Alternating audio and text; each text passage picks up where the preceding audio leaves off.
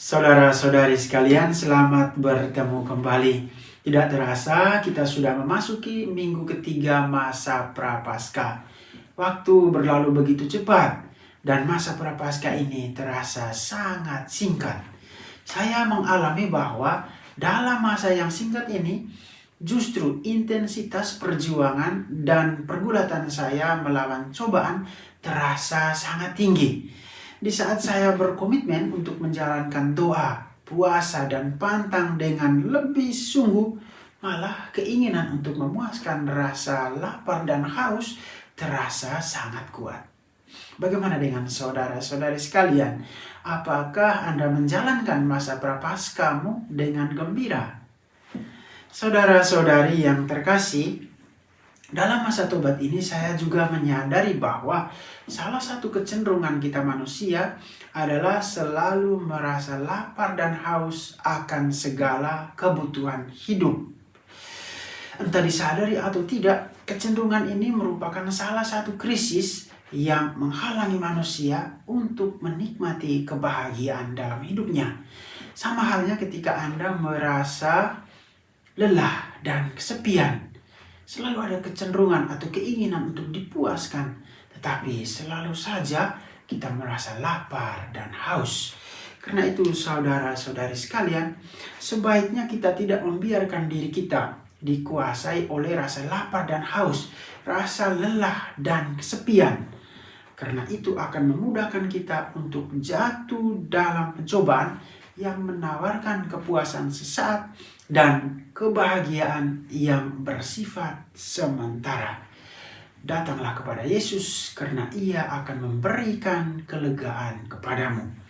Dan hari ini saudara-saudara sekalian, melalui wanita Samaria, Yesus mengingatkan kita semua bahwa barang siapa minum air yang kuberikan kepadanya, ia tidak akan haus selama-lamanya. Marilah kita dengarkan kisah singkat perjumpaan yang menyelamatkan antara Yesus dan wanita Samaria. Sekali peristiwa sampailah Yesus ke sebuah kota di Samaria yang bernama Sikar, dekat tanah yang dahulu diberikan Yakub kepada anaknya Yusuf. Di situ terdapat sumur Yakub. Yesus sangat letih oleh perjalanan, karena itu ia duduk di pinggir sumur itu. Hari kira-kira pukul 12. Maka datanglah seorang perempuan Samaria hendak menimba air. Kata Yesus kepadanya, "Berilah aku minum." Sebab murid-murid Yesus telah pergi ke kota untuk membeli makanan. Maka kata perempuan Samaria itu kepadanya, "Masakan engkau seorang Yahudi minta minum kepadaku seorang Samaria?" Maklumlah, orang Yahudi tidak bergaul dengan orang Samaria. Jawab Yesus kepadanya, "Jikalau engkau tahu tentang karunia Allah dan siapa dia yang berkata kepadamu, 'Berilah aku minum,' niscaya engkau telah meminta kepadanya dan ia telah memberikan kepadamu air hidup." Kata perempuan itu kepadanya, "Tuhan, engkau tidak punya timba dan sumur ini amat dalam. Dari manakah engkau memperoleh air hidup itu? Adakah engkau lebih besar dari bapa kami Yakub yang memberikan sumur ini kepada kami dan ia sendiri telah minum dari dalamnya, ia beserta anak-anak dan ternaknya?" Jawab Yesus kepadanya, "Barang siapa minum air ini, ia tidak akan haus lagi. Tetapi barang siapa minum air yang akan kuberikan kepadanya, ia tidak akan haus untuk selama-lamanya.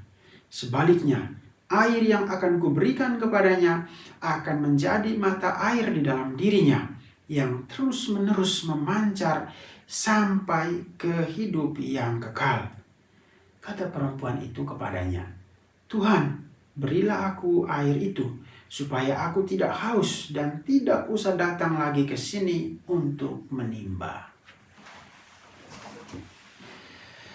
Saudara-saudari yang terkasih, pengenalan akan Allah itu membutuhkan pertolongan orang lain yang bersedia untuk menyampaikannya.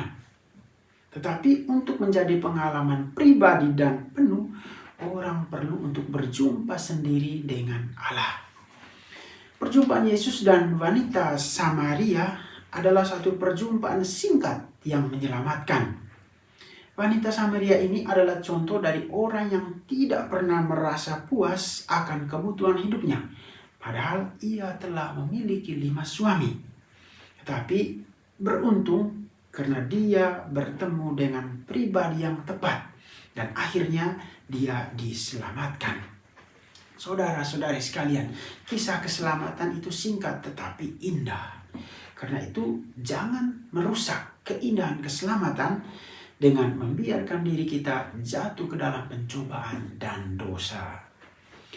Saudara-saudari yang terkasih dalam Kristus, sebagian besar umat Katolik di tempat saya melayani itu tidak mewariskan agamanya kepada keturunannya.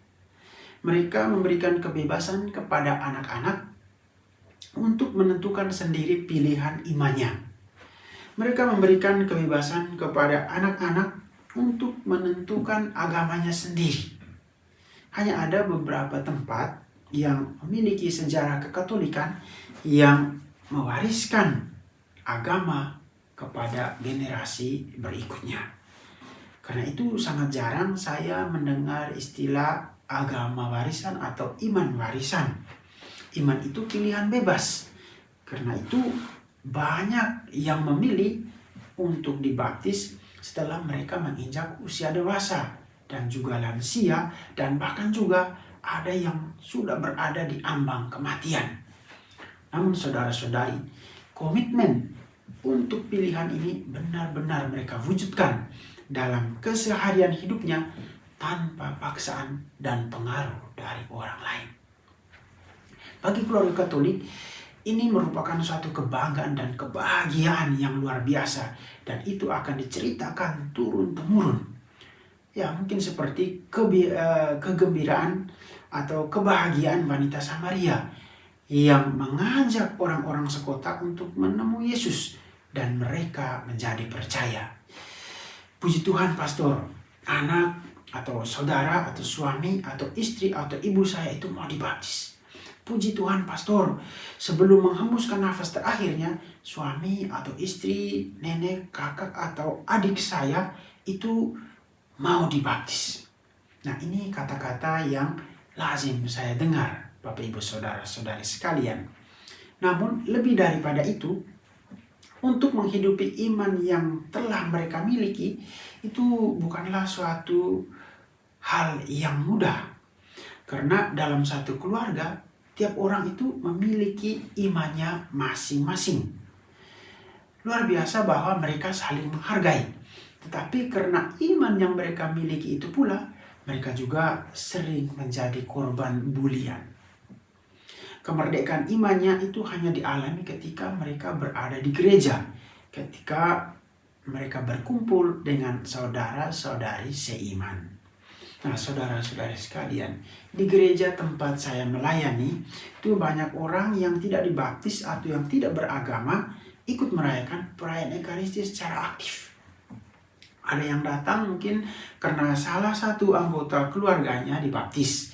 Misalnya ayah, ibu, orang tua, atau saudara, atau juga mungkin hanya anaknya saja. Mereka mengikuti misa dari awal sampai akhir dengan penuh hikmat. Dan saat komuni, mereka maju ke depan untuk menerima berkat. Pada suatu kesempatan saya bertanya kepada salah satu dari mereka, "Mengapa kamu mengikuti perayaan Ekaristi padahal kamu tidak dibaptis?" Jawabnya seperti ini, "Pastor, saya merasa sangat tenang dan merasa damai saat mengikuti perayaan Ekaristi dalam gereja Katolik. Saya percaya dengan apa yang difirmankan Tuhan. Saya percaya dengan apa yang pastor khotbahkan. Dan saya percaya apa yang terjadi dalam Ekaristi. Tetapi, maaf pastor, saya belum bisa mengimaninya. Saya belum bisa menjadikan itu sebagai pegangan hidup saya." Nah, saudara-saudari sekalian, bagaimana dengan kita yang sudah mengimani Yesus? Apakah kita datang ke gereja hanya untuk mendengarkan khotbah pastor? Atau hanya untuk mendapatkan ketenangan dan kepuasan spiritual yang bersifat sementara. Saudara-saudari yang terkasih dalam Kristus, seperti wanita Samaria hari ini, marilah kita meminta dan berdoa kepada Tuhan. Tuhan, berilah aku air itu supaya aku tidak haus lagi. Dengan air hidup ini, wanita Samaria telah dipuaskan. Dan hal itulah yang memberanikan dia untuk mewartakan kabar gembira kepada orang-orang sekotanya. Ia mengalami perubahan segera setelah Yesus berbicara tentang masalah kehidupan pribadinya. Saudara-saudari, perubahan sejati adalah tahu akan dosa, sadar akan dosa, lalu meninggalkan dosa itu sendiri. Jadi, jika kita manusia selalu merasa haus akan kebutuhan hidup, Yesus selalu merasa haus akan pertobatan setiap orang. Ia menawarkan air hidup kepada setiap orang yang datang kepadanya. Karena itu, saudara-saudari sekalian, di masa Prapaskah ini, marilah kita bertobat. Bertobatlah, tidak hanya untuk mendapatkan keselamatan kekal nanti, tetapi sebagai sebuah kebiasaan untuk mendekatkan diri pada Tuhan sebagai sumber air hidup. Semoga demikian. Tuhan memberkati.